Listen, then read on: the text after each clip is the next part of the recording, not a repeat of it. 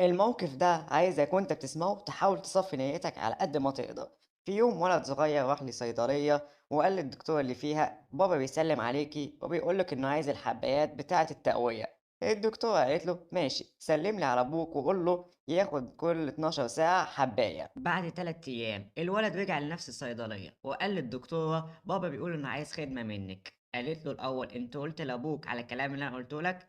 قال لها قلت له ياخد 12 حباية كل ساعة. الدكتورة أول لما سمعت الكلام ده اتفاجئت وقالت له طب أبوك عامل إيه دلوقتي؟ قال لها ده كويس الحمد لله، بس حصلت شوية مشاكل تانية زي إن ماما تعبانة دلوقتي في المستشفى، وخالتي بقت حامل، وجارتنا اختفت ومحدش عارف عنها حاجة، والمدرسة بتاعتي في المدرسة استقالت، وعيلتي كلها خايفة مش عارف ليه. الدكتورة بعد ما سمعت الكلام ده قالت له بخوف هو أبوك عايز مني إيه؟ قال لها قال لي إن أقول لك إنه عايز يشوفك عشان أنت وحشتيه وعايز يقول لك على موضوع مهم.